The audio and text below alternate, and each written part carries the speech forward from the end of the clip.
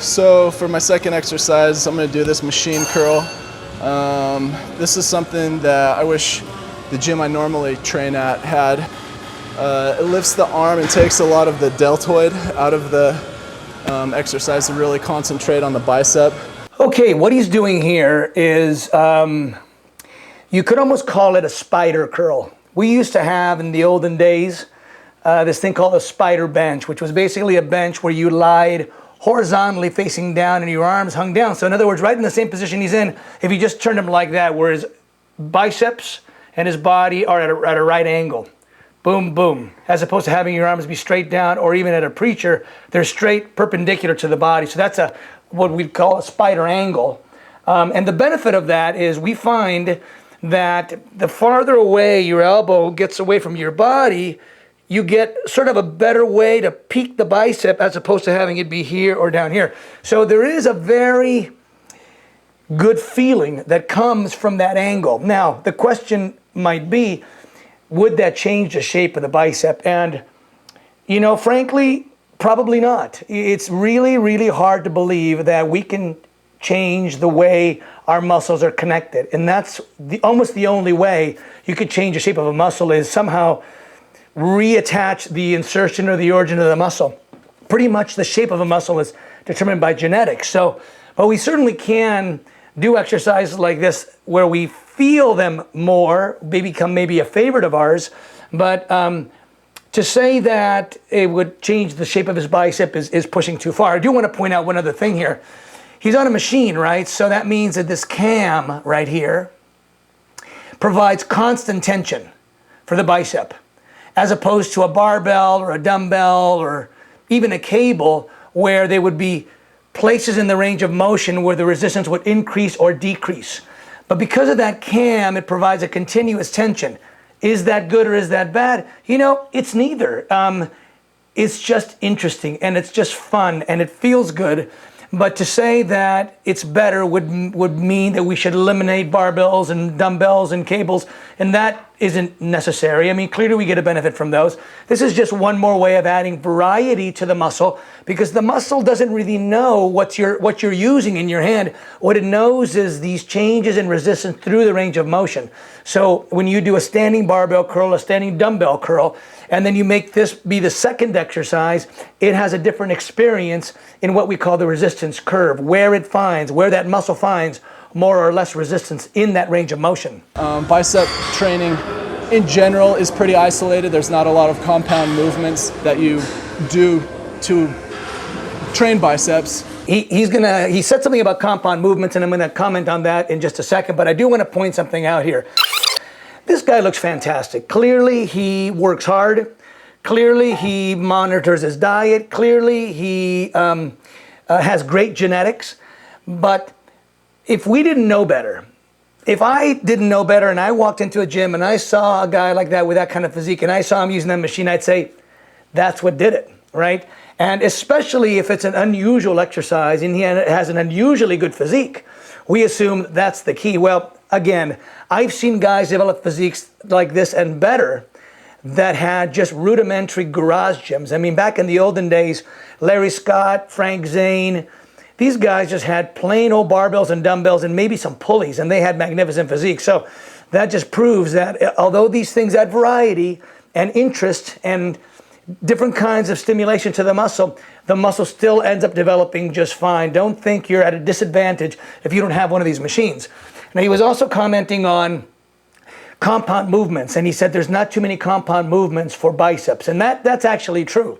You know, compound movements are exercises that have more than one muscle involved, more than one joint involved, and it would be wrong for us to believe that all compound exercises are good or that all compound exercises are bad.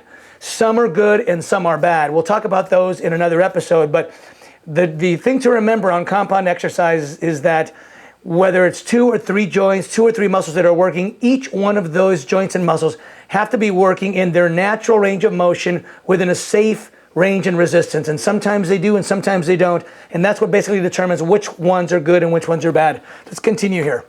But using a machine like a preacher machine, or this machine where our arm's even higher, really isolates the bicep, and you can get a really good stretch in the exercise and a really good contraction. I like to really concentrate on the contraction of that exercise and really think about just flexing my bicep at the top of the movement. With isolation movements, I tend to go even higher rep range, typically 12 or higher, really concentrating on the mind-muscle connection. Now, he just said that on isolation exercise, he tries to go higher in rep range. And I think that's sort of natural to do that because you cannot cheat. On an isolation exercise like this, it's very difficult to get any swinging or momentum. And so to use a weight that almost requires cheating, it would be unpleasant and relatively unproductive. He's better off, we're all better off, doing slightly higher reps, 12 to 15, maybe even 20, on an exercise like this where you're really isolated, you really can't budge any part of your body other than that bicep. So I think that was 13 or 14 repetitions. Those last few, I wasn't even able to get a full contraction, just some partial repetitions and really squeezing really well. Okay, I want to comment on that before we look at this exercise. He said he couldn't finish all of the repetitions with a full range of motion and that the last few were partial reps. That's fine. That's actually what ends up happening when the muscle starts to fail. You're faced with the choice. The choice is, do I stop the exercise or do I do a few partials? And clearly it's better to just squeeze out a few extra something than it is just to stop altogether. So nothing wrong with doing partial ranges of motion at the conclusion of your ability to do your full range of motion repetitions. I began doing both arms simultaneously, and then I went to isolateral movements, doing one at a time, where I'm actually turning my body perpendicular to the machine just to get a different angle. He said he started off with two arms, right? And then he went to isolateral, which is one side, but instead of having the arms in front of your body, the arm alongside your body, right? So what he's doing is he's doing the curl as if he's doing a double bicep on stage.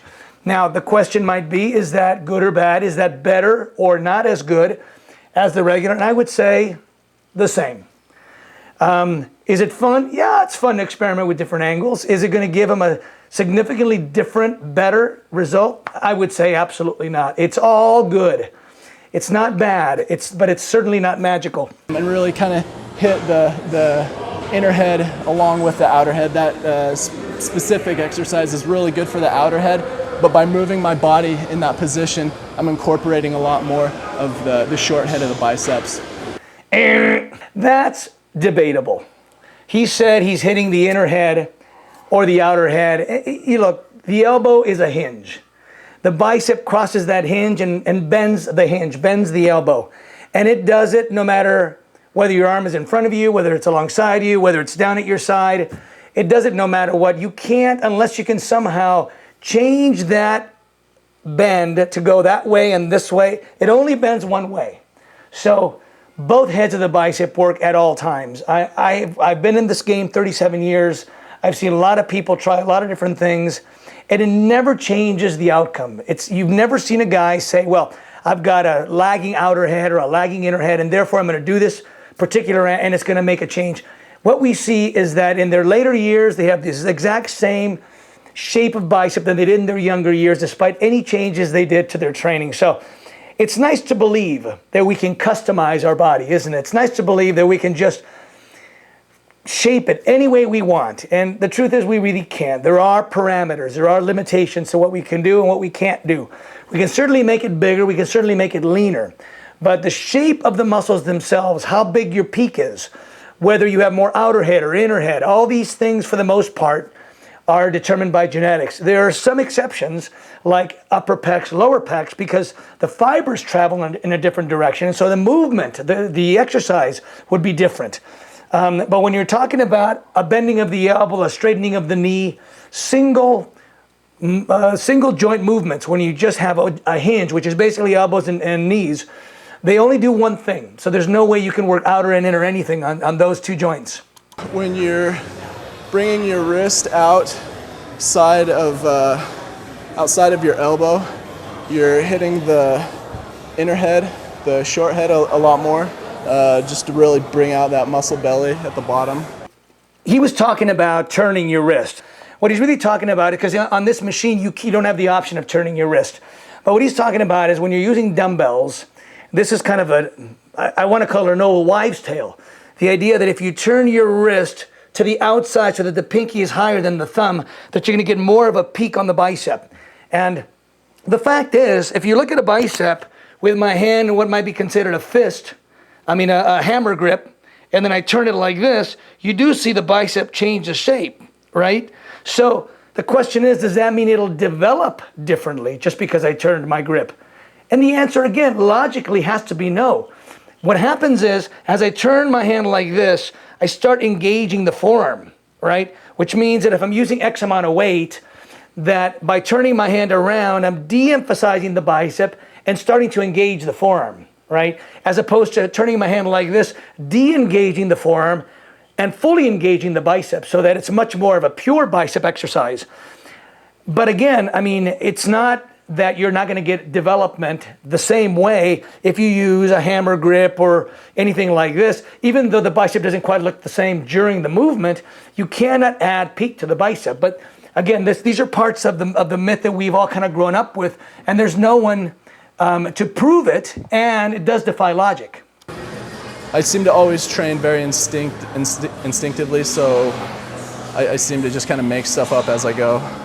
Aha! He makes stuff up as he goes.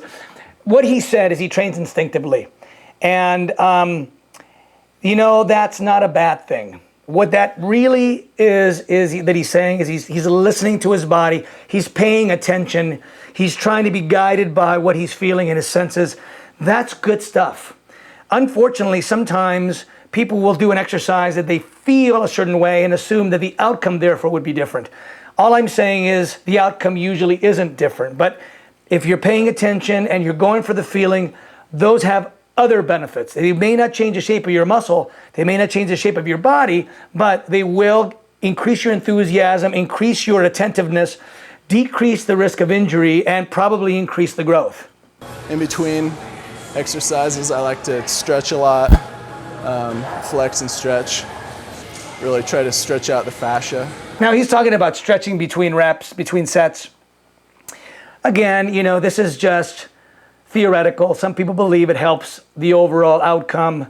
I don't. I think that the outcome is going to be the outcome no matter what. But if he's enjoying that process, it boosts his enthusiasm, his enjoyment of the workout, that's all good.